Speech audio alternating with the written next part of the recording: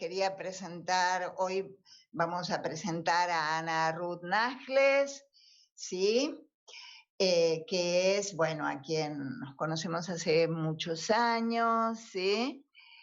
Muchísimos años, por no decir. Que bueno, Ana Ruth es una psicoanalista argentina que vive en Madrid, es analista miembro de la EOL, de la Escuela Lacaniana de París y de la AMP. Fue presidenta del Consejo Estatutario, es decir, fue presidenta de la EOL en 2014 y fue docente del ICDEVA, del Instituto Clínico de Buenos Aires, del Instituto Oscar Massota y es actual docente del NUCEP en España, ¿sí? Bueno, Ana Ruth, te escuchamos. Bueno, buenas noches a todos y todas. Gracias por la invitación, Liliana. Es cierto que nos conocemos hace ya muchísimos años, desde muy pequeñas, diríamos. Tengo el gusto de poder estar con ustedes hoy por la invitación de Liliana Shapiro y el proyecto Asistir, y les voy a hablar sobre el tema del sueño. He titulado mi intervención, mi conferencia, La vida es sueño, que es el título de un poema, Pedro Calderón de la Barca, un poema, un poeta que pertenece a lo que se llama el siglo de oro español. Y tomaré dos versos de él como acápite que dicen así: que toda la vida es sueño y los sueños, sueños son. Según lo afirmaba Sigmund Freud, los poetas no solo se anticipan a los psicoanalistas en su saber sobre el deseo, sino que son capaces de despertar en nosotros emociones desconocidas. Y eso en virtud de la hipótesis de Freud, de que la poesía, como el sueño diurno, son la continuación y el sustituto de los juegos infantiles. Recordemos el juego Prince para Freud, que es el del Fordá, como modo de lidiar con la pulsión de muerte desde la temprana infancia, que es un juego con las palabras, o A, en el juego del nieto de Freud, una alternancia significante. Como decía el poeta, vivir soñando parece la norma para el ser que habla.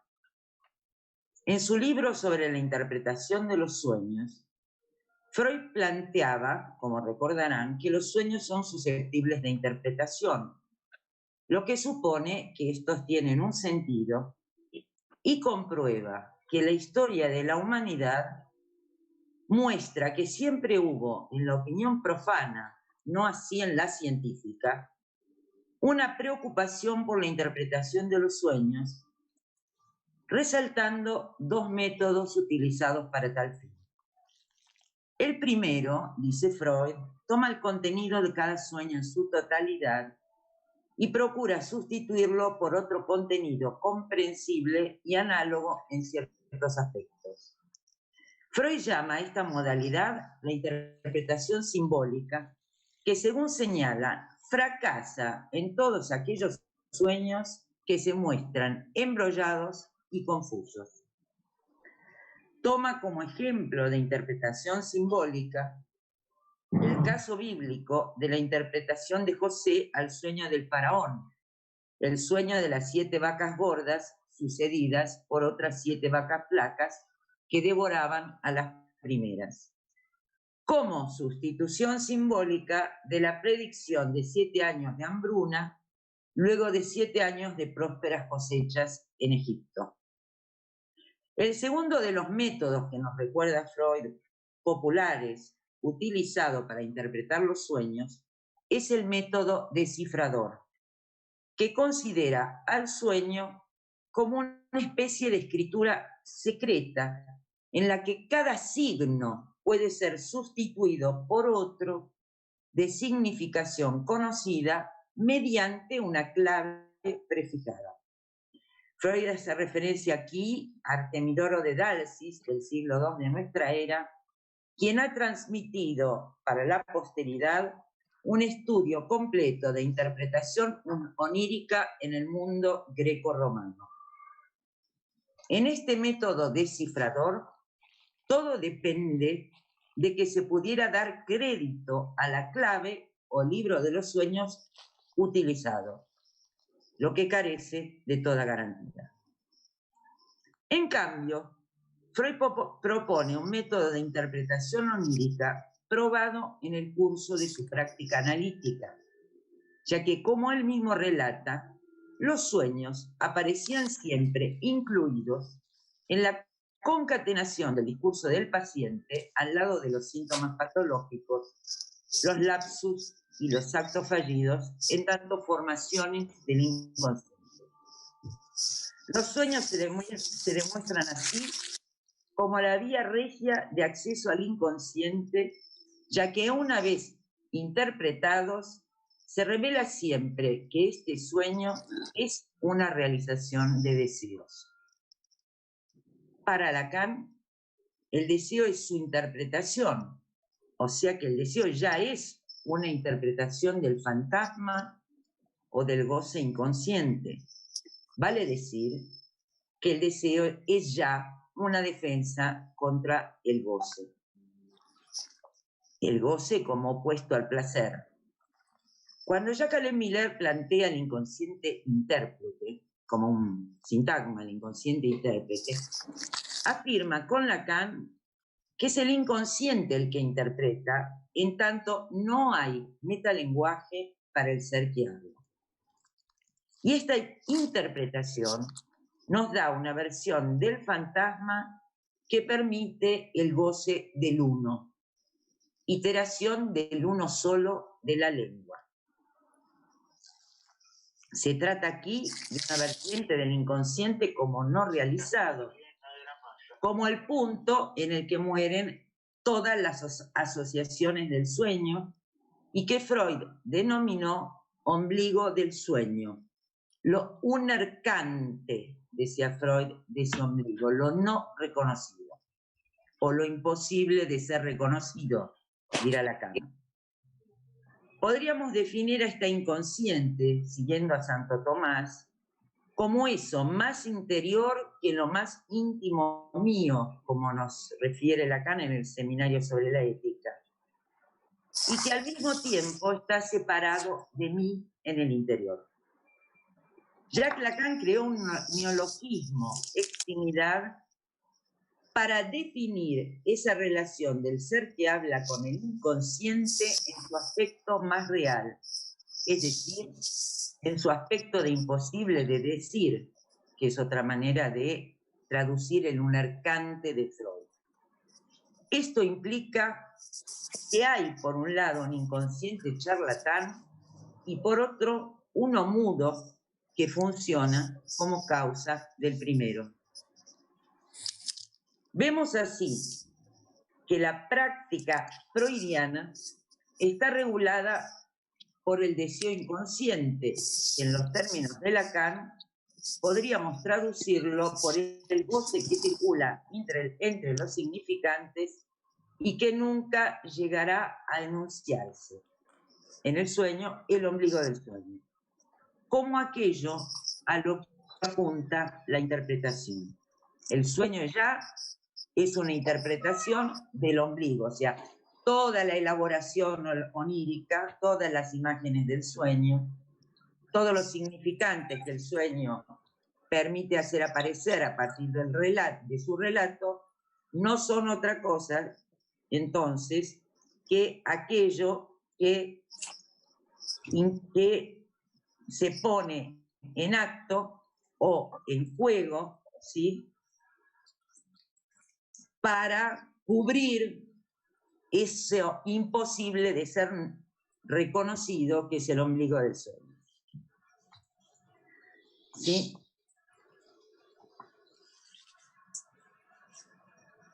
Esto supone darle un ser al sujeto de ese inconsciente que siempre escapa. Y en ese sentido, la interpretación es creacionista, quiere decir ex nihilo, a partir de la nada hace algo. Por ejemplo, el sueño, que no es más que su relato. Es por eso que Lacan plantea que el inconsciente se constituye en el entre dos analista-analizante. Es decir, que para Lacan, el analista forma parte del concepto de inconsciente. Esto es lo que conocemos como transferencia analítica y, en otros términos, como discurso del inconsciente. Hacia el final de su enseñanza, en el seminario 24, Lacan planteaba que, y lo cito, uno habla solo a menos que se ponga a dialogar con un psicoanalista. Volviendo al inconsciente freudiano charlatán, este está, al decir de Lacan, estructurado como un lenguaje. Y por ello, la acción analítica consistente en la interpretación opera en el orden del sentido. Esto implica que el sujeto del inconsciente solo tiene un ser por el sentido que el inconsciente mismo, intérprete, le da a este agujero de lo no reconocido. Este ser está tomado en las leyes del discurso, que Freud definió como las leyes de desplazamiento y condensación, y que son homólogas a las operaciones que Lacan citó como la metonimia y la metáfora. Lo que supone entonces que este inconsciente es un fenómeno semántico, o sea, de sentido. Vale decir, y recalco, que el sueño es ya una interpretación que hace el inconsciente de su propio agujero, el ombligo del sueño, punto que en el sueño presentifica el real del psicoanálisis. El no hay relación sexual que implica hay santón. Ahora vamos a ver qué quiere decir eso. Es evidente que frente al malestar del ser hablante ante la vida, que se manifiesta en el mejor de los casos en preguntas del tipo ¿por qué habré nacido? ¿Quién soy? ¿Qué soy? ¿Qué quiero? ¿Por qué habré nacido mujer? O viceversa, etcétera, etcétera. Los sueños son un mensaje, respuesta del gran otro, del inconsciente, que dan cuenta de un deseo de ser que no puede ser satisfecho con el simple reconocimiento de aquel a quien se dirige la pregunta. ¿Por qué? Porque como el deseo es incompatible con la palabra, corre por debajo de los dichos y ningún reconocimiento entonces puede extinguirlo. Por eso lo equiparábamos al goce en Lacan, al goce metonímico. Es un deseo que no puede extinguirse al confesarse. Si cada vez que desciframos un sueño se practica lo que Miller con Lacan llama una interpretación de reconocimiento, en cambio, cuando se apunta a la causa de la producción de ese relato que es el sueño, apuntamos más allá de la falta en ser que caracteriza el deseo, a una existencia fuera de lo simbólico, de algo real que insiste para perturbar al ser hablante. La pulsión de muerte en Freud, y que con Lacan llamamos goce sin ley, en tanto opuesto al goce fálico, que es la ley, y en tanto opuesto al placer, y que Lacan al final de esa enseñanza situará por la vía de esto que llamamos el santón. Lo que se verifica en la práctica del psicoanálisis es que si el deseo depende del lenguaje, la pulsión de muerte, la cosa freudiana, el goce sin ley o goce femenino, el ombligo del sueño en tanto fuera de sentido, dan cuenta de una existencia real, primera y primaria, por fuera de toda posibilidad de articulación, por fuera de lo simbolizable, vale decir, por fuera de esta ley fálica. Y eso primario, existente a lo simbólico, por fuera de toda ley fálica, es lo que llamamos Saint-Homme con Lacan. En este punto, les quería recordar, yo no sé si lo voy a retomar después, pero les quería recordar que Lacan, en su seminario RCI, justamente define al Saint-Homme como el modo de gozar del inconsciente en tanto éste nos determina, pero refiriéndose ahí al inconsciente, no como al inconsciente transferencial de la cadena significante, justamente, sino al inconsciente como ese uno solo que itera, el uno solo de la lengua, que Lacan en algún momento y muy al pasar llama inconsciente real. En este punto, en donde eso no puede decirse, el sueño se muestra como un instrumento del despertar, como un espacio fuera de sentido donde ello se muestra. Como lo afirmaba Wittgenstein, lo que no se puede decir se muestra. Hablar de pulsión, de goce femenino o de Saint-Homme supone, por ende, hablar de cuerpo. Si podemos decir que el ser humano es un ser hablante, también podemos afirmar que su existencia es la del goce de un cuerpo que se tiene, pero que no se es. Es por eso que podemos referirnos a nosotros mismos como cuerpos parlantes. La práctica del psicoanálisis nos permite verificar cada vez que la mayor dificultad para el ser que habla es la de apropiarse del cuerpo que tiene, ya que éste siempre se presenta como un gran otro, un tanto ajeno, por el goce que lo habita.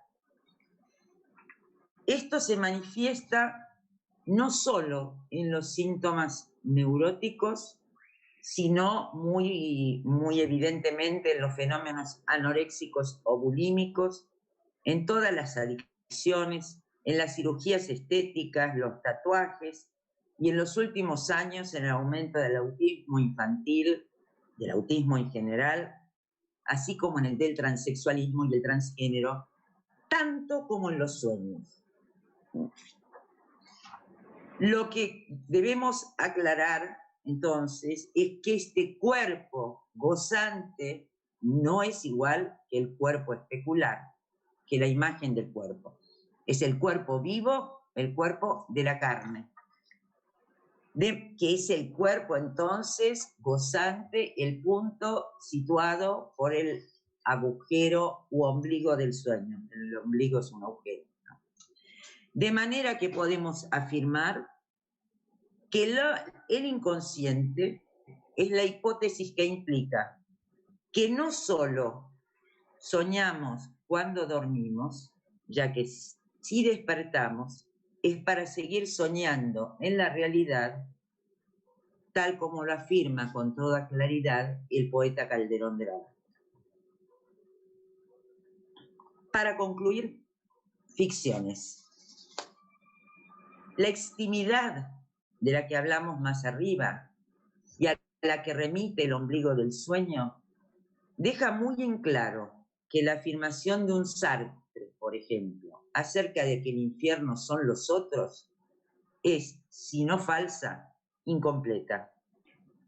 Ya que, como lo demuestra el psicoanálisis, el infierno para cada ser hablante, esa satisfacción que existe en el cuerpo de cada uno, que llamamos Saint-Homme, estructura, que si bien se devela al final de un análisis, debe ser...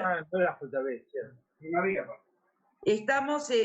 perdón, apaguen los micrófonos. ¿Cuánto estaba? Apaguen los micrófonos, por favor. No diga Yo estoy oyendo voces, ustedes, ¿no? ¿No estaba el precio?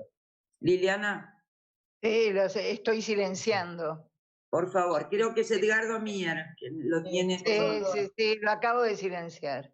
Pero yo lo sigo escuchando acá, ¿eh? Ahí ya lo apagué, ya lo silencié. Bien, no, porque Ya lo oír voces mientras uno habla es medio peligroso.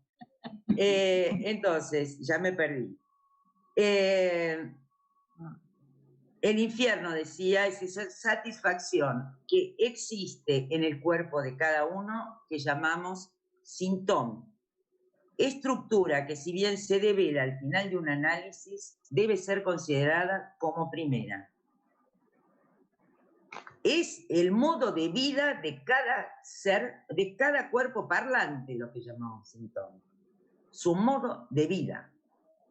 ¿Y qué es lo insoportable del cuerpo vivo? Que mientras vive, nos vive, vale decir, nos va conduciendo hacia la muerte. Ese agujero real, imposible de asimilar. Es por eso que podemos afirmar que en tanto el despertar absoluto es la muerte, uno no se despierta jamás. Pero también Lacan afirma que sí hay despertares parciales cuando la barrera del sentido se franquea. Y, por ejemplo, a nivel del sueño, hay despertares parciales, por ejemplo, en la pesadilla, que nos quita del estado de sueño, o sea, nos corta el dormir para poder seguir soñando en la realidad de la vida despierta. Por eso las ficciones, incluido el sueño, en tanto que relato, la novela familiar que cada uno se construye, es decir, la historia que cada uno se cuenta, están ahí para hacernos olvidar lo insoportable del cuerpo viviente que tenemos, pero que no somos. Y no lo somos porque somos cuerpos hablantes, a diferencia de los animales que sí son cuerpos. La pregunta que se nos impone es cómo lidiar con esa extimidad, con el santón, con lo insoportable del goce del cuerpo, goce ilimitado sin ley que nos conduce a la muerte. La vía regia para hacerlo es la que nos ofrece el discurso analítico, vía la transferencia analítica, vía que no se puede evitar ni soslayar, hay que pasar por ahí. Pero no es la única, porque podemos afirmar que las ficciones en general son el material que nos permite a cada uno, por fuera del psicoanálisis, construirnos una vida digna de ser vivida. Las ficciones nos permiten tener a raya a lo real por medio de los semblantes. De hecho, decíamos, la ficción mayor de cada quien para el psicoanálisis fue nombrada por Freud novela familiar y por Lacan, con más precisión, fantasma. Sabemos por nuestra práctica que esas ficciones son siempre fallidas, pero, como dice Lacan, en tanto no hay discurso que no sea del semblante, el discurso es lo que hace lazo, ya que pone en juego al amor como suplencia de la relación entre las palabras y las cosas, o entre los seres hablantes entre sí, esas ficciones son necesarias. Ya desde niños, como decía Freud, se ve que los juegos infantiles, así como los cuentos que uno cuenta a los niños o que los niños se cuentan a sí mismos, son fundamentales porque son fuentes proveedoras de semblantes que el ser parlante tiene a su alcance. Y no me refiero solo a los cuentos infantiles, literarios o tradicionales de cada cultura, sino a los cuentos que nos cuentan lo que nos rodean y que van conformando el mito que sostiene nuestra presencia en el mundo. Es muy interesante porque el otro día presentaba en una presentación del NUCEP el caso de un niño atendido por mí hace muchos años, que está publicado en un libro mío que se llama Problemas de Aprendizaje y Psicoanálisis, donde toda la cuestión del goce se abre a partir de que el niño me cuenta su versión del cuento de Caperucita Roja, que como cuando lo lean, si lo van a leer, se van a dar cuenta que es una versión muy singular. Es su versión del cuento de Caperucita Roja, pero que en algún momento lo había escuchado. A partir de ahí, él arma desde su fantasma su propia versión y a partir de esa versión llegamos al agujero del goce que había que situar para dar cuenta de una entrada posible en el crisis.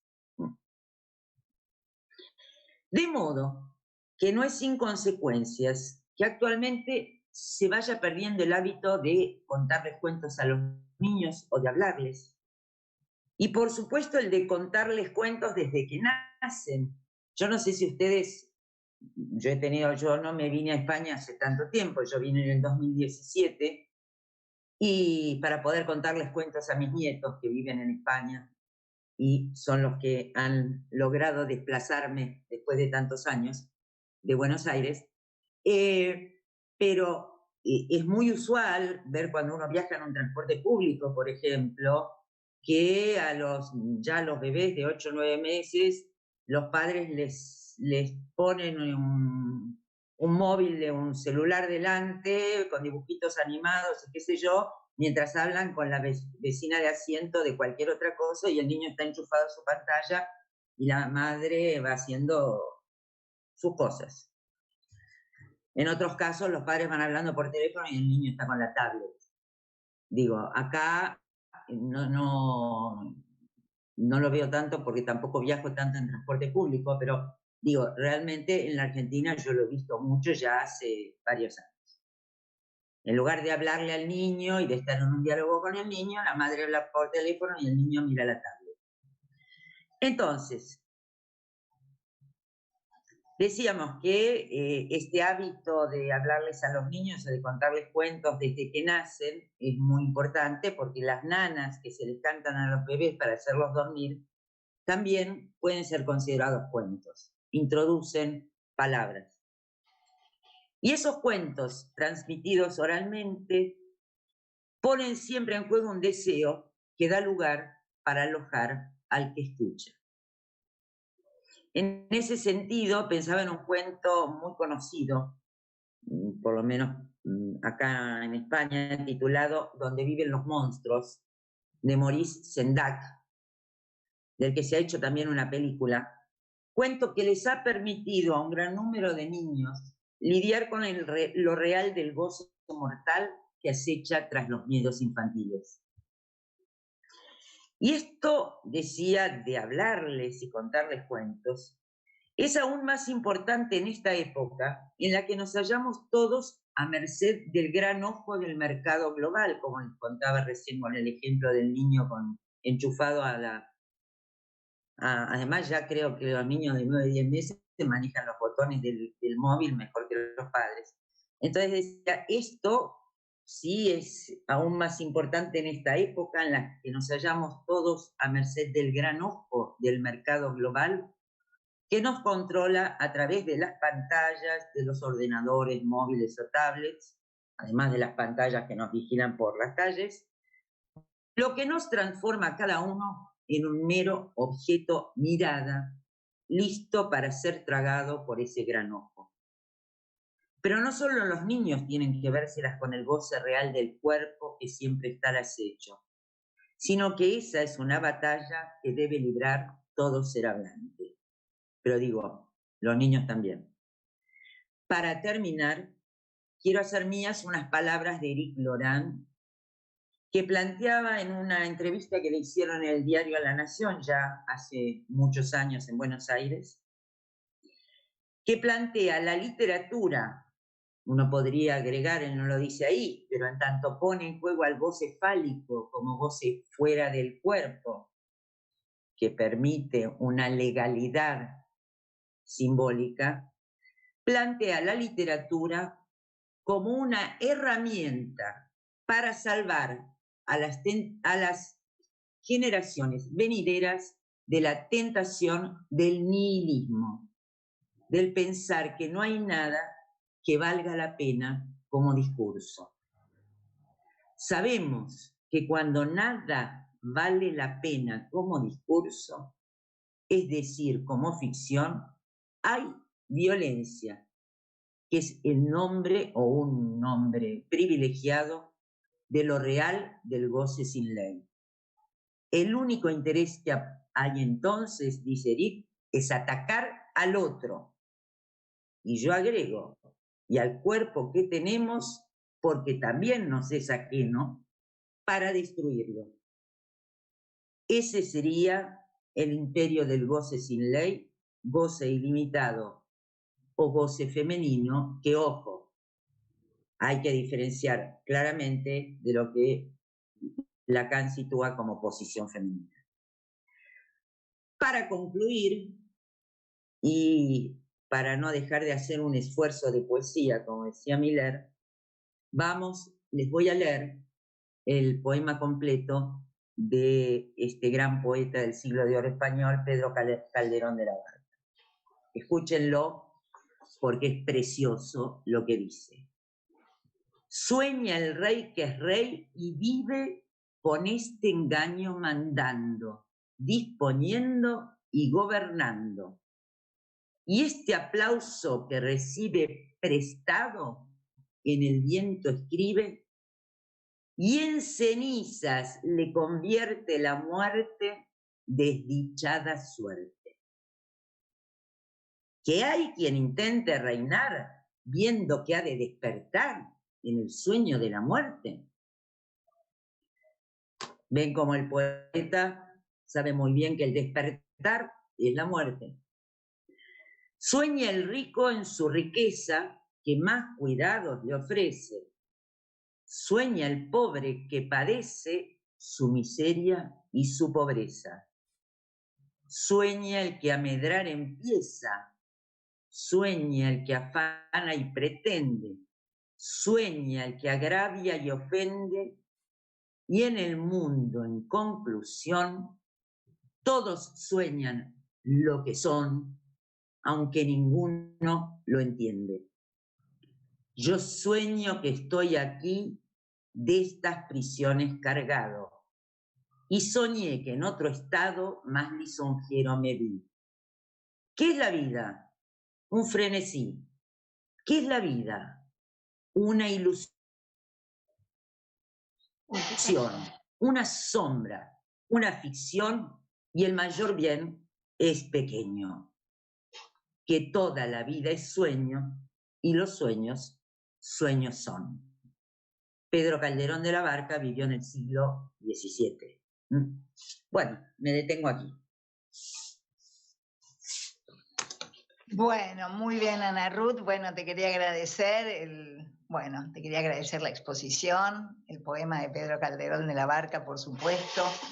Y me gustaría ver a ver si lo podemos articular, ¿sí?, con el ciclo sobre la angustia, el tema de la pesadilla, ¿no? Todo el desarrollo me pareció excelente, pero si podías hablarnos algo más de la pesadilla, que Lacan, ¿no es cierto?, se refiere a ella en el Seminario de la Angustia a propósito de la angustia, ¿no?, que hablabas también del despertar, ¿no?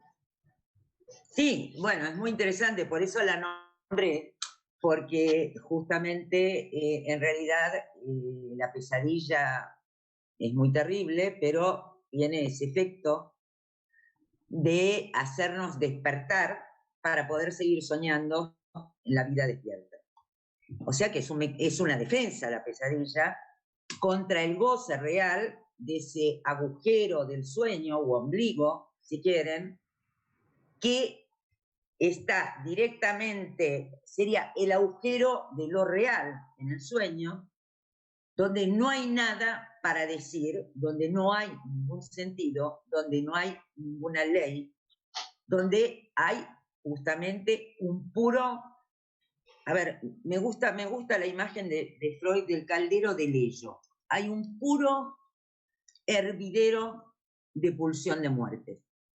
Entonces, la pesadilla es interesante como medida de defensa última, porque se ve que ya ha llegado el punto de la pesadilla, hay algo que se ha atravesado, porque en general en los sueños uno se despierta y por más que sean incomprensibles, como decía Freud, uno dice, bueno, soñé con tal cosa y tal otra, y va al análisis, y lo cuenta o se lo cuenta a un amigo, etcétera.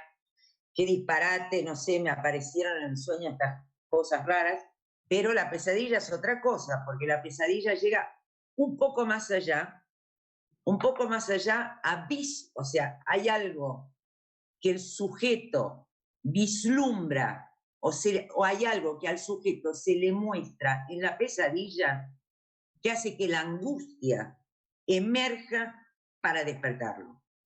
Uh-huh.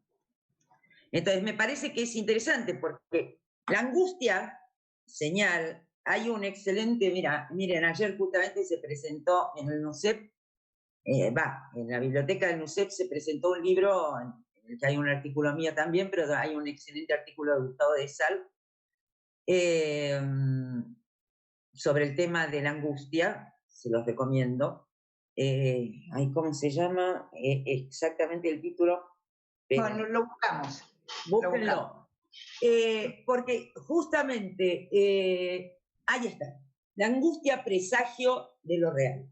Porque justamente la angustia, porque a mí me gustó el título que le puso Gustavo, y cómo llamó Gustavo la angustia, presagio de lo real, que va en la línea de la señal de angustia freudiana, pero que es mucho más fuerte hablar de un presagio, porque uno cuando habla de presagio supone algo malo que va a suceder, digamos. Los presagios en general apuntan hacia algo terrible, algo que mejor no suceda.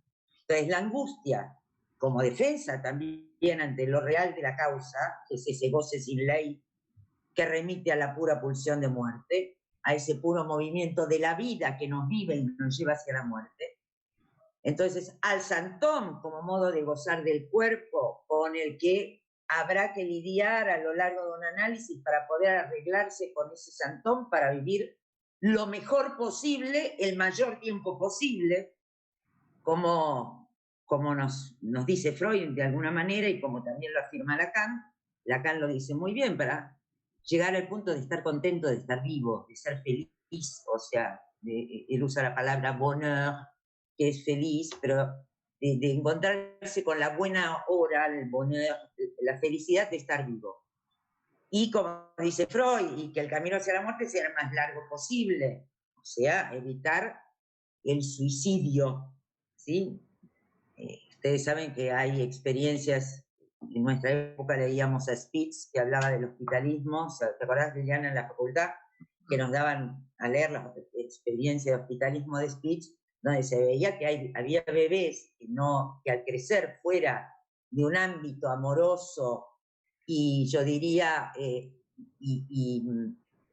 libidinalmente continente, se dejaban morir de hambre y morían en los hospitales, si bien los cambiaban, los alimentaban, los vestían, los cuidaban, etcétera, pero fuera del ámbito libidinal de un otro que lo acogiera libidinalmente, se dejaban morir.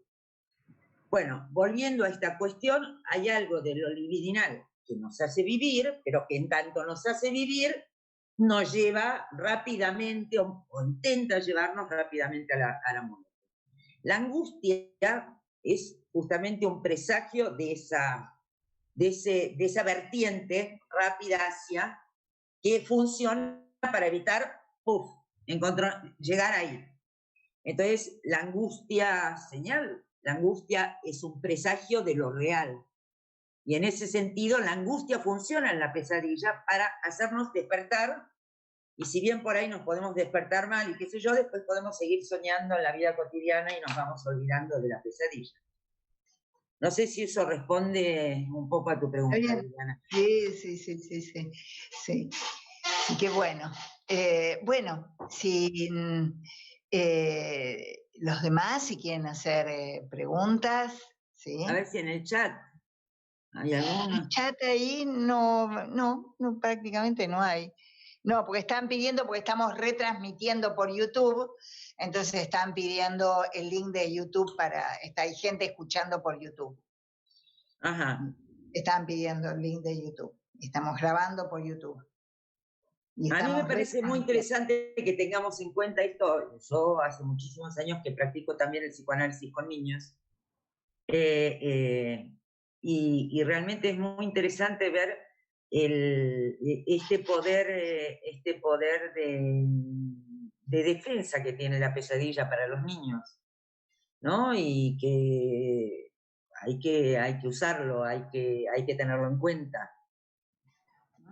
Digamos, la angustia siempre es señal de lo real, de ese goce imposible de decir, imposible de limitar, que no es el pálido, que no es el del semblante, que no es el de la imagen, que es el del cuerpo, de la carne viva, que el de las células vivas que se van muriendo y nos van matando.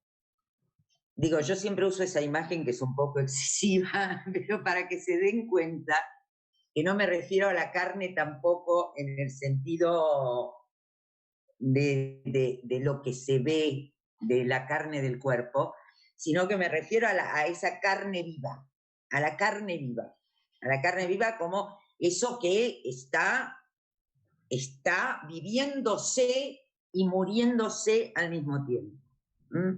Y entonces me parece que es interesante tener en cuenta, por ejemplo, en la práctica del psicoanálisis con niños, esta función de defensa que tiene la pesadilla para los niños. Es una defensa contra lo real, de ese goce, de ese cuerpo que tienen pero que no son y que se goza en ellos sin que ellos puedan hacer nada como sujetos con eso, porque no hay, el significante no llega a atrapar ese goce, no lo puede. Y cómo a partir del dispositivo analítico y de sí el trabajo justamente en la transferencia analítica, apuntando o sirviéndose de guía, sirviéndose de esa guía que aparece en la pesadilla, uno puede ir situando dónde aparece o cómo aparece esos trozos de real del Santón y cómo esos trozos de real destruyen al yo en tanto imagen del cuerpo y al sujeto en tanto sujeto del significante, y cómo hacer para que ese que padece a esos trozos de real pueda transformar eso en algo de lo que pueda hacer uso, como dice Lacan al final en el seminario 23, hacer uso del Santón.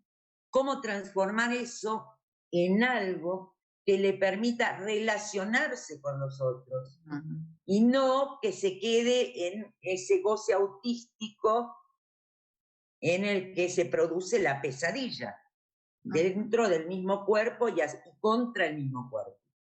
Entonces,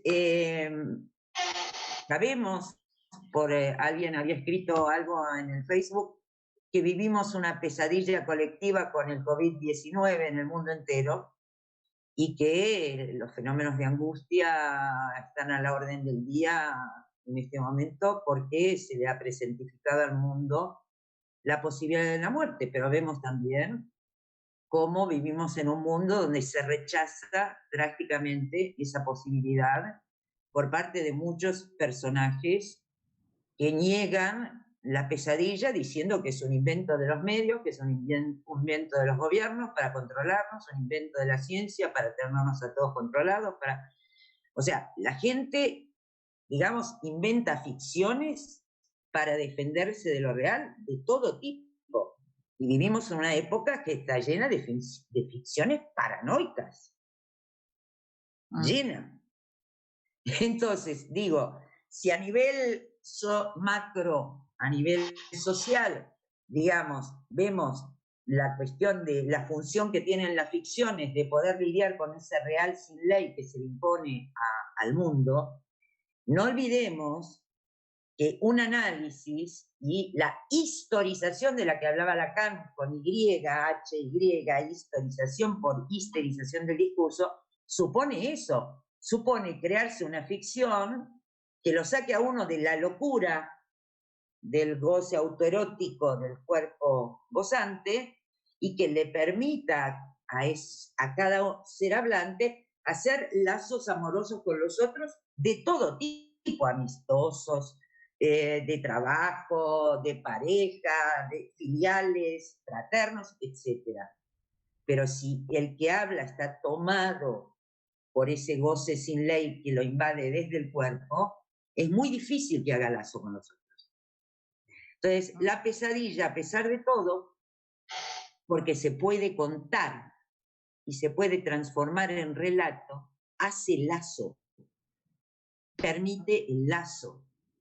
Por eso, si ustedes tienen hijos o nietos y tienen pesadillas, pregúntenles, a ver, ¿cómo fue la pesadilla? Traten de hacerlos hablar sobre eso, que generen una ficción a partir de lo imposible de decir. Muchas veces dicen, no sé, no me acuerdo. Y otras veces dicen, no, me parece que había... Y entonces sí, yo creo que era el monstruo de no sé qué dibujo animado. Yo creo que era el monstruo que venía y entonces... Y empiezan a armar una ficción que de alguna manera mantiene a raya a ese real sin ley. Por eso me parecía tan interesante esa entrevista. Les voy a dar la fecha de la entrevista de Eric Lorán porque la van a encontrar en internet, que le hizo La Nación en Buenos Aires. Es del 3/6 del 2007. Tiene 13 años. Pero donde habla de las ficciones y de la literatura, etc. Es muy linda. Pero realmente se trata de eso, de que nosotros lidiamos con un real sin ley, fuera de la ley, eso que se llama goce femenino, y que les aclaraba es distinto de la posición femenina, es otra cosa. El goce femenino es sin ley y es, si anda suelto por el mundo es desastroso, entonces hay que agarrarlo con algo del goce fálico. Por eso las ficciones ponen en juego el goce de los semblantes, el goce del sentido, que está anudado con el goce fálico, con una ley, la ley del significante. De cualquier manera, me parece que es cierto que, no sé, yo voy verificando en la práctica, en lo que veo, no solo de los pacientes, sino de la gente con la que me toco en el mundo, que cada vez, y de las dificultades que tenemos por los casos que llegan actualmente a la práctica, por la generalidad de los casos, no voy a decir todos, la generalidad de los casos, donde llega gente muy despegada de las ficciones, muy desenlazada de las ficciones, desanudada de las ficciones. Entonces es todo el trabajo de anudamiento a una ficción, por eso decía, no sin la transferencia analítica, porque eso supone el anudamiento y la creación y la puesta en posición del inconsciente. Entonces, esta cuestión de hacer hablar y de hablar con otros tiene una función enlazante. Tiene la función de poner en acto al discurso que hace lazo social porque está fundado sobre el amor, como decíamos, que suple la imposibilidad de concordancia entre unos y otros. El amor es lo único que, si quieren, vela el malentendido. Cuando amamos a alguien, no escuchamos el malentendido. Uno sigue. Ahora, si uno no ama a alguien, no hay perdón para el más mínimo malentendido. Y como vivimos en el malentendido, la cuestión es que el amor es lo único que funciona como velo que permite que haya lazo discursivo. Muy bien. Bueno, a mí me gustaría ver si... Sí. ¿Quién está hablando? Lucas, yo estoy sin cámara. Ah, Lucas, ¿qué tal? Bueno, en principio agradecerte, Ana, por la exposición. Me pareció excelente. Lucas, ¿te puedo pedir si podés subir un poco el volumen, que se te escucha muy bajo? Sí, ahí se me escucha un poco mejor. Perfecto, ahí sí. Buenísimo. Bueno, en principio te agradezco porque me pareció excelente la exposición y me llamó la atención el uso que le diste al término. Me llamó la atención el uso que se le dio al término síntoma por el recorrido que le di en en la universidad hasta el momento al síntoma justamente como eso que también hace lazo y hace solución y no está del lado de el goce del cuerpo, del goce viviente de ese cuerpo que al vivir muere. Bueno, porque son dos niveles del lazo. Sí. Está bien lo que decís. El santoma es lo que hace lazo entre las tres dimensiones del parlet, del ser hablante. Sí. Imaginario, simbólico y real, las anuda. Claro. Sin ese cuarto nudo, que es el santoma, esas tres dimensiones están sueltas, dice Lacan, y cuando las tres dimensiones están libres, lo que tenemos es la paranoia. Sí. Y ustedes no sé si recuerdan que en el seminario 23 Lacan dice la paranoia es la personalidad. Se darán cuenta por qué vivimos en un mundo lleno de personalidades.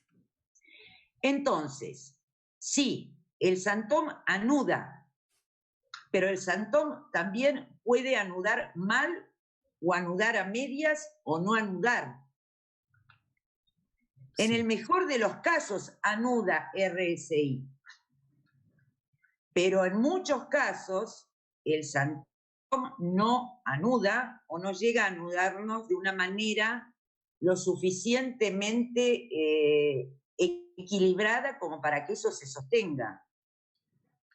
Entonces, es cierto que el santoma anuda, hace lazo entre RSI y eso permite entonces que el ser hablante tenga un cuerpo y que lo encarne a ese cuerpo, que pueda apropiarse del cuerpo, que se pueda hacer, si querés, que se pueda apropiar del acontecimiento de cuerpo como tal. Pero el problema es que no siempre el santoma, como modo de gozar del inconsciente real, en tanto el inconsciente real de la lengua, ese uno solo nos determina, no siempre el santoma logra anudar a los otros tres. ¿Se entiende? Sí, se entiende, sí, sí. Entonces, ahí ya no funciona como santoma.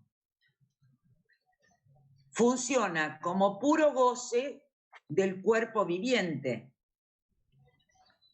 Claro. Goce autístico. Sí. Por eso Lacan en la primera clase del seminario 23 dice, hay que hacer un uso lógico del santoma para poner en juego ese valor de goce que tiene de una manera que permita el lazo con los otros. Porque si no es el goce autístico del cuerpo. Claro. Sí, ¿Se sí, entiende? Porque, sí, justamente, como siempre, hemos visto al síntoma en esta vertiente de que intenta hacer lazo, también sí, como que no tenía la vertiente más real del síntoma que claro, pero es que el síntoma en sí mismo no hace lazo con los otros. Yo estoy hablando del lazo con los otros seres registros hablantes.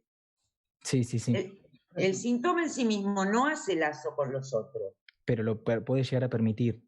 Lo permite según el anudamiento que haga de la cuerda de lo imaginario, de lo simbólico y de lo real. Sí. Si hace un buen anudamiento de esas tres cuerdas, de esas tres consistencias, imaginario, simbólico y real, y entonces el agujero de lo real está en su lugar, digamos, situado, el agujero que lo simbólico hace en lo real, entonces funciona permitiendo el lazo de ese cuerpo parlante, de ese ser hablante, con otros cuerpos parlantes. Porque yo me refería al lazo entre cuerpos parlantes. Sí. Y vos estabas hablando más del lazo del nudo. Sí. Entonces, si hay un buen anudamiento, ahí es donde se permite el lazo con otros. Tal cual. Bien. Ese buen anudamiento, por eso te decía, permite poner el agujero de lo real en su lugar. ¿Qué quiere decir? Que lo real no no continúe lo simbólico y que el goce del cuerpo carne no destruya la imagen del cuerpo. Porque lo simbólico está haciendo separación entre imaginario y real gracias al anudamiento del santón. Pero no eso no sucede naturalmente en todos los casos.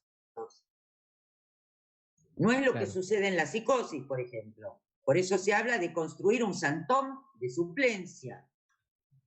Bien, bien. Muchísimas gracias. Nena. Bueno. Es un puro agujero. No se ve nada.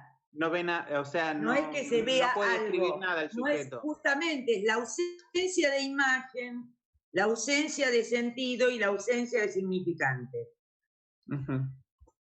Entonces, eso es lo interesante, eso es el ombligo del sueño, donde no lo unercante, que retoma Lacan en la nota a Marcel Ritter sobre el sueño, ¿sí? Lo unercante es lo imposible de ser reconocido porque no es ni un significante ni una imagen.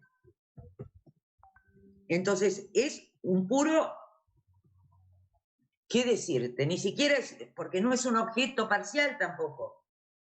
Claro. No es que se presentifica el seno, las heces, la mirada, no.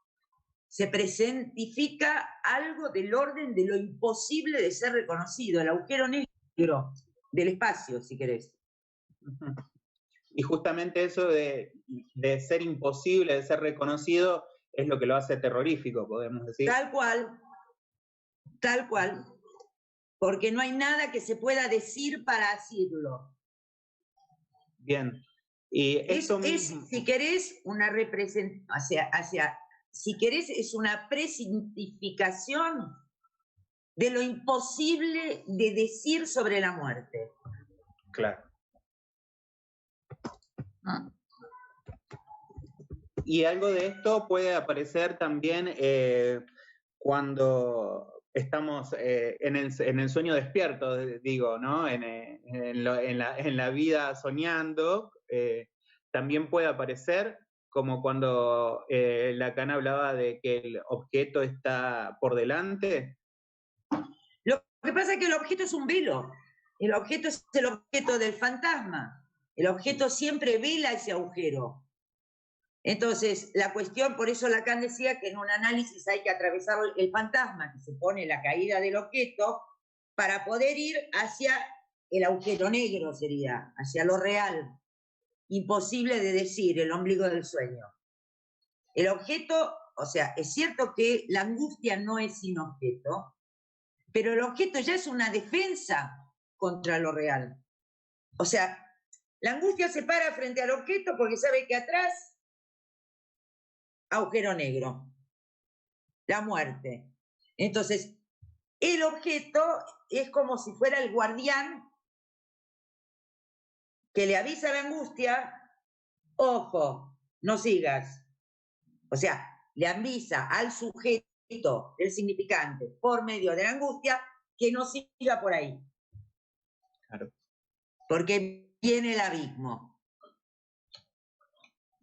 Entonces, el objeto causa de deseo en el fantasma, que funciona como velo justamente, por eso causa el deseo de que atrás hay nada. Y pueden suceder, Ana, momentos en donde el sujeto entonces ni siquiera tenga ese objeto velando ese agujero negro en el soñar despierto, o sea, que se le presente. Lacan dice que la angustia no es sin objeto. Siempre hay un objeto en juego y en general el objeto que se presenta, los objetos que se presentan con más frecuencia en momentos de angustia son la voz y la mirada. Son los dos objetos más presentes en los momentos en que aparece la angustia. Voz y mirada. No son los senos, ni en el seno, las heces, ni el pene, o sea, el falo, ni el nada. Voz y mirada son objetos productores, o sea, que hacen aparecer la angustia. sea que hay algo en el cuadro que nos mira y nos transforma en objetos miradas, y en el momento en que el cuadro, por su omnividencia, como dice Lacan, el mundo nos mira, es omnividente, dice Lacan en el Seminario 11, nos mira desde el mundo, nos angustia porque nos transforma a nosotros, sujetos, en objeto. Nosotros nos realizamos como objeto en el momento de la angustia. Morimos como sujetos de la palabra, como sujetos responsables. En ese momento, en ese instante. Lacan habla del instante de la angustia. En ese instante somos ese objeto. Y en general es un objeto que tiene que ver con la mirada o con la voz. Excelente, muchísimas gracias, Ana. De nada. Bueno, ¿alguna otra pregunta? Bueno, mi nombre es María, estoy cursando la práctica con Liliana y bueno, agradecer por la invitación y volviendo también al tema de la pesadilla, se me había ocurrido articularlo con la distinción entre el miedo y el estupor, porque el miedo permite la articulación significante, en cambio el estupor te paraliza, y poder abrir un poco esto. Y es interesante, justamente yo no lo llamo estupor, yo lo llamo más bien pánico, pero también, es cierto, sí, es cierto que en mi libro sobre problemas de aprendizaje y psicoanálisis yo hablo de la diferencia justamente entre el miedo y la angustia y el pánico, porque eso es muy, muy útil en el psicoanálisis con niños, porque en la mayoría de los casos en el psicoanálisis con niños los niños presentan como la primera queja que se presenta es la de los miedos. Tienen miedo a algo, ¿no? Pero también sepamos que muchas mujeres se presentan bajo la forma de miedo. Miedo a esto, miedo al marido, miedo a la soledad, miedo a la vejez, miedo a los hijos. Bueno, el miedo es una cosa que afecta a muchas mujeres también. Digo, como primer significante de la demanda sería el miedo. Ahora es cierto, el miedo no es lo mismo que el pánico. En el miedo, pero tampoco el miedo es lo mismo que la angustia. No, es necesario transformar el miedo en angustia, justamente, en la práctica cotidiana, porque sin angustia no hay análisis posible, no hay entrada en análisis posible, ni hay continuación de análisis posible. El miedo no facilita ni posibilita el análisis. Hay que justamente desarmar el miedo para poder llegar al punto de angustia. Porque el miedo ya es una gran construcción ficcional, porque los niños te dicen tienen miedo. En el caso que el niño que yo les decía, era interesante porque él tenía miedos nocturnos y el miedo es un caso de hace más de 30 años, un niño de hace más de 30 años, de 6 años, pero él tenía miedo a que a su padre lo asesinaran de noche. Entonces, bueno, era un miedo muy, muy obsesivo, típico, pero la cuestión es que ciertamente que a partir de los miedos, un niño puede empezar a hablar a partir de los miedos, pero eso hay que hacerlo recorrer la cadena, o sea, hay que hacer correr la cadena, hay que hacerlo hablar y hablar y hablar, para llegar al punto de angustia indicado con un objeto, situado con un objeto. Entonces, cuando tenemos situado el objeto, sabemos por dónde anda lo real. Porque el objeto es lo que vela el agujero. Es la ventana sobre lo real, decía Lacan, pero al mismo tiempo es el telón que tapa el agujero del escenario. Entonces, la angustia, sin angustia no hay entrada en análisis. Eso ténganlo claro. Ahora, es cierto que entre el pánico que paraliza y el miedo que hace que alguien de repente se puede meter debajo de la cama, o otro paciente, un caso grave de una obsesión infantil, pero ya más grande, de 11 años, que hacía toda una serie de rituales contrafóbicos para soportar los miedos que aparecían de noche. Entonces hacía cruces en el piso con la baraja y entonces se le corría una carta de la baraja que tenía que volver a poner en su lugar hasta que se podía acostar a dormir, tenía que poner la ropa de tal manera, o una niña que para poder irse a dormir tenía que sacar todos peluches que tenía en la cama, pero los ponía de tal manera que al final de noche no se podía dormir porque los miraba y le parecían un monstruo.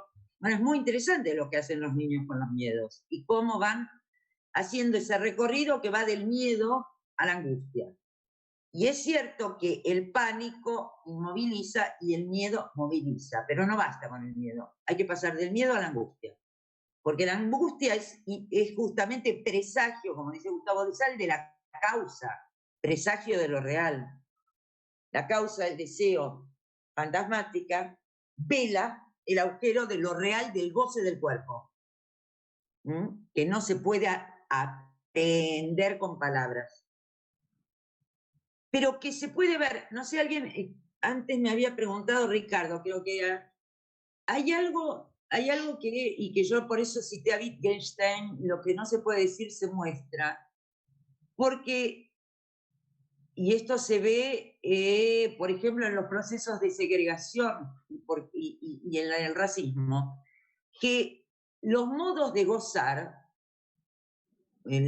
si quieren, las razas de discurso, como decía Lacan, las razas son razas de discurso, los modos de gozar que de cierto grupo de sujetos muestran, o los modos de vivir, muestran un modo de gozar.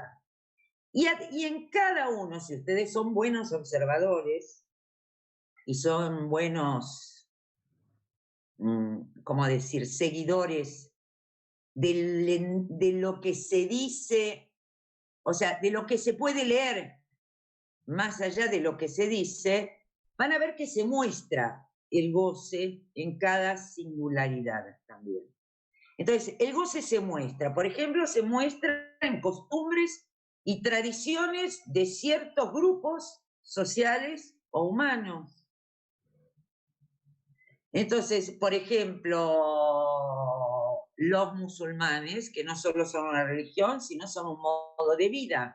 Los judíos religiosos, un modo de vida, que no es solo una religión.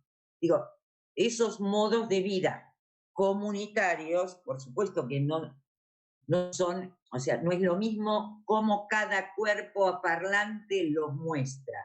Pero digo, eso que se muestra en una comunidad se puede ver en cada uno de esos cuerpos parlantes singulares que pertenecen a dicha comunidad. Esos pequeños signos del modo de vida que no es otra cosa que el modo de gozar. Entonces, porque por algo pertenecen a esa comunidad, si no se hubieran ido. Hay mucha gente que se va de comunidades de goce. ¿Ustedes vieron la película esa de esta mujer que deja a los judíos religiosos? ¿Cómo se llama? Ay, se llamaba así. Ay, poco ortodoxa. No ortodoxa. No ortodoxa. Véanlo, cómo alguien se separa de un modo de vida particular a una comunidad dada a partir de su singular modo de gozar, que la empuja a separarse de ese modo de gozar comunitario. Es muy buena esa película. Acá se llamó Anortodox. No ortodoxo, igual. Sí. Bien. ¿Contesté algo a tu pregunta, María? Perfecto, muchísimas gracias. Bien. ¿Alguna pregunta más? ¿Quieren hacer? ¿Alguien más? Anímense, que yo estoy despierta todavía. En Madrid es muy tarde ahora, ¿eh? En Madrid son las 2:30 de la mañana. 2:30 de la mañana. Pero si yo hablo del psicoanálisis me despierto. A mí el psicoanálisis me alegra, me revitaliza, es mi causa, así que no me preocupa. Puedo pasar toda la noche hablando de psicoanálisis y seguir. No hay Perdón, problema. hay una pregunta en el chat. Hay una pregunta en el chat. Adriana Rampinini. Cuando los niños dibujan ojos grandes, ¿podría ser un signo de angustia? Pregunta. A ver, no hay, como decíamos, el método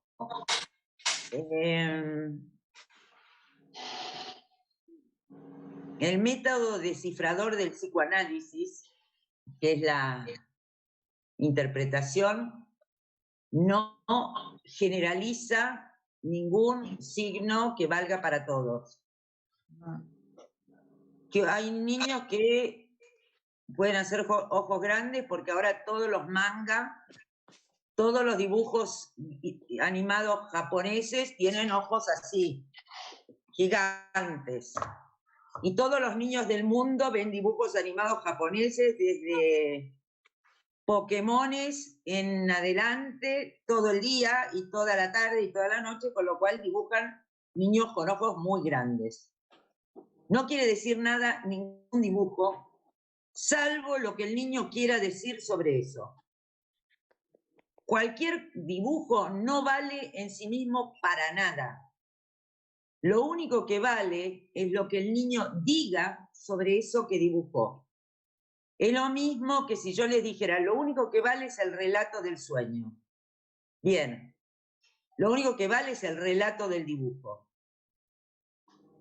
Entonces, cada niño singular dirá algo sobre eso que dibujó. Por eso hay que hacerlos hablar sobre sus dibujos. Ningún rasgo pictórico ni nada vale de modo general. Entonces, si un niño dibuja algo, lo único uno les pregunta como si no supiera lo que ahí hay. Le pregunta, ¿qué es eso? ¿Qué es? Y lo hace hablar.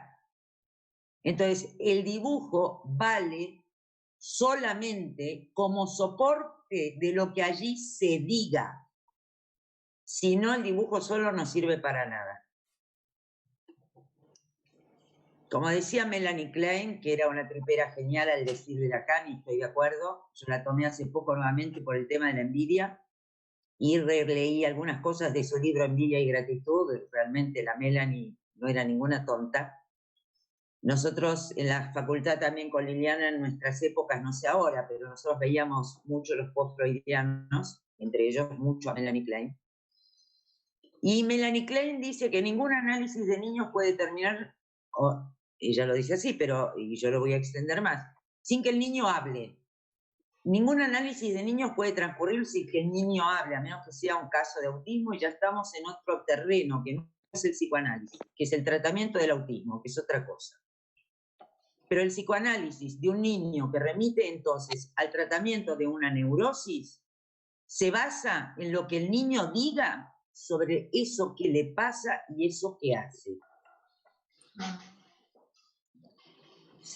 No hay manera de...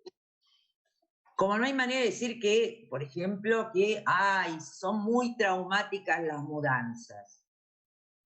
Eso lo dice el discurso social, lo dice el discurso pedagógico, pero hay mudanzas que son traumáticas y hay mudanzas que no son traumáticas. Quiere decir que vale para cada uno o no vale para cada uno.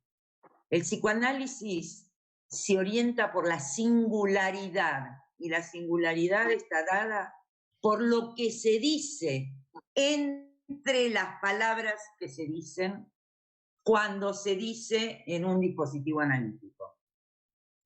No está orientada por ningún protocolo. ¿Respondo un poco a tu pregunta? Sí. Podés poner el micrófono, ¿eh? Graciela Torina. Acá, Graciela Torino, ¿querés decirlo? Porque lo escribió en el chat. El juego puede... el micrófono. Sí, abrilo, Graciela. Adriana también, yo te había muteado, pero podés hacer la pregunta. Graciela pregunta, ¿el juego puede decirnos más que el dibujo en el niño? Muy bien, acá Ana Ruth, en su experiencia. Lo que más nos dice en el niño es lo que dice. Yo nunca trabajé ni con cajas de juegos, ni con nada. Los niños que yo atiendo desde el año en más vienen al mismo consultorio donde están cualquier paciente que viene a verme, Y lo que yo les ofrezco es hablar. Digo el año es más porque mi paciente más joven fue una niña de 1 año y 8 meses, que hablaba bastante, pero a su manera, porque era muy pequeña, pero era muy adelantada. Y sí, lo que yo tengo siempre en la consulta, tengo papeles y mi virome. Entonces, si un niño quiere escribir o dibujar, y me pide escribir o dibujar, le presto una hoja y le doy una hoja y la virome, porque no tengo ni pinturitas, ni juguetes, ni nada. Como dice Lacan, el objeto con el que juega el niño es el analista en posición de semblante de objeto. Entonces, eso no quiere decir que yo juego con los niños, ni me tiro al suelo, ni me dejo que se me suban encima. No, el cuerpo a cuerpo tampoco. El analista no está ahí para que le pasen por arriba, ni mucho menos. El ser semblante de objeto, ese semblante de objeto causa del fantasma del niño, y es hacerlo hablar. Entonces, sí facilito mi lapicera, que es la única que tengo en el consultorio, en realidad, o alguna otra lapicera que tenga de repuesto, y una hoja de papel si alguien quiere escribir. Pero lo que yo hago es que si escriben algo, escribir quiere decir dibujan, da lo mismo. Escribir o dibujar para mí es lo mismo. Lo que les pregunto es, ¿qué es eso? Y los hago hablar. O sea, Freud decía, y volviendo a lo del juego, que el niño juega con las palabras. Así como las palabras juegan con los otros, los niños juegan con las palabras, y por eso yo les decía, el primer juego, o el prototipo del juego freudiano es el Fort-Da, que en realidad era una alternancia entre un O, que Freud interpretó como fort, que quiere decir afuera o se va, y da, acá, o A, es el juego por excelencia para el psicoanálisis. Entonces los niños juegan con las palabras. Y juegan con las palabras mientras son jugados por su inconsciente, como cualquier ser hablante. Por eso hay que hacerlos hablar. Hay que hacerlos hablar. Recomiendo sesiones breves con los niños para que no crean que van a la maestra particular. No se trata de ni que tengan que jugar con bloques o con casitas o con trencitos como hacía Melanie Klein, sino que hablen, jueguen con las palabras, le tomen el gusto al jugar con las palabras para finalmente poder encontrarse con que las palabras juegan con nosotros y que nosotros, en tanto sujetos, somos efectos de esa palabra. Eso quiere decir podamos dividirnos y saber de la castración, que no es otra cosa que saber que somos juguetes del discurso del inconsciente en tanto gran otro que nos antecede, nos excede y usa y nos pone en el mundo como objetos. Nosotros somos objetos de otros que nos traen al mundo como objetos. El niño como objeto A de la madre, dice Lacan. Por eso las mujeres no somos perversas, porque tenemos hijos. Nuestra perversión es la maternidad. Entonces, la cuestión es justamente que se trata de que alguien se ha empujado a jugar con las palabras para confrontarse con el hecho de que las palabras juegan con él, con uno, y que uno es un puro efecto, una pura falta en ser entre las palabras, entre los significantes. Pero que eso es el mejor de los destinos que tenemos, porque el otro es el de realizarnos como puro objeto de desecho del otro. Entonces, todo esto no se hace sin hablar. Entonces, un dibujo o cualquier juego, hay niños que vienen y traen su juego, o sea, sus juguetes, porque no traen juegos. Entonces, jugar juegos de reglas, por ejemplo, es un disparate, porque no se trata de jugar a las damas, a ver quién gana, quién pierde, al ajedrez. No se trata de eso. Un analista analiza, no juega con el niño, sino que pone en acto un dispositivo en el que el niño se pueda confrontar con el hecho de que el lenguaje juega con él y su cuerpo, y que se divida frente a eso y pueda hacerse cargo de eso, hacer uso de eso para hacer lazo con los otros. Eso es un análisis desde la temprana infancia en adelante. Por eso hay niños que traen cosas, muñecos o... Bueno, pero siempre eso que traen como objeto transicional, como diría Winnicott, el antecesor de nuestro famoso objeto A, eso que traen tiene que servir para hacerlos hablar, como causa de que hablen. ¿Y eso qué es? ¿Y para qué sirve? Y hacerlos hablar.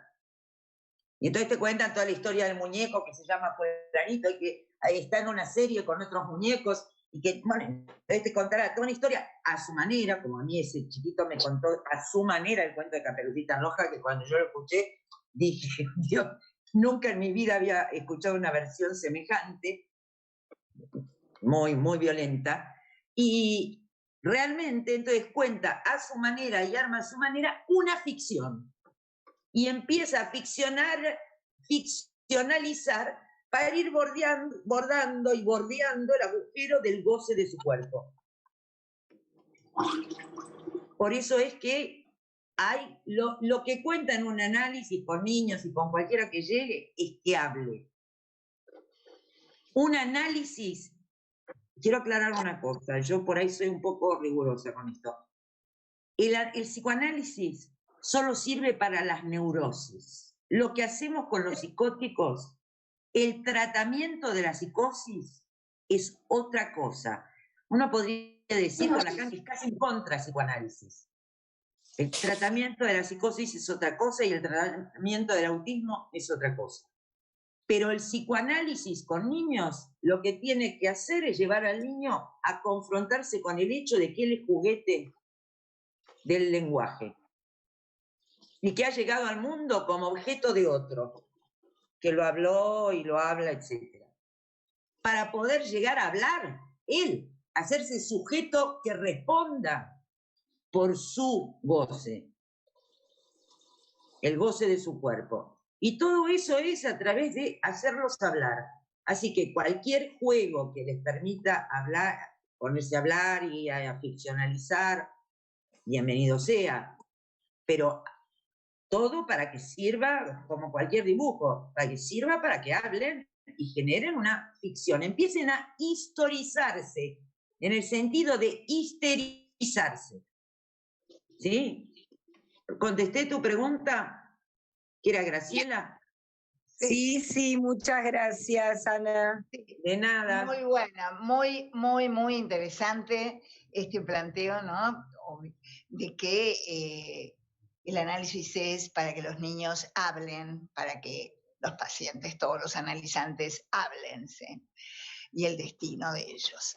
Bueno, vamos a agradecer, por hoy vamos a tener que ir dejándose, vamos a agradecer a Ana Ruth, que desde Madrid y tan tarde ha querido participar de este ciclo de conferencias de Proyecto Asistir. La verdad que fue un gusto escucharte, Ana Ruth, y bueno, y agradecerle a todos los que participaron acá en el Zoom, los que estuvieron escuchando por YouTube. La retransmisión vamos a grabar y la conferencia va a estar subida. Y bueno, los invitamos a todos a la próxima conferencia en 15 días, ¿sí? Así que bueno. Bueno, yo quiero agradecerte, Liliana, y agradecerles a todos que estuvieran aquí hoy. Yo todavía uso el neutro, el todo, para decir todos y todas, porque realmente, sí. Bueno, soy de otra época, estoy vieja ya para cambiar. La lengua ya se inscribió en mí de una manera muy firme y es... Entonces, les agradezco las preguntas, les agradezco la invitación y bueno, me despido hasta la próxima. Bueno, muy bien. Bueno, acá en el chat hay cualquier cantidad de comentarios agradeciéndote, Ana Ruth, y diciendo que... bueno, los voy a ver antes de irme. Dale. A ver si... porque no los vi. Bueno, espero que haya servido. De todas, ¿sí? Bueno, me alegro nada. Todos agradeciendo. Así que todos agradeciendo y diciendo que fue excelente la exposición. Así que Todos coincidimos, Ana Ruth. Muchísimas gracias. Sí, hablamos. Chao, hasta luego. Chao, hasta siempre. Gracias a todos por estar. ¿Quieres leerlos?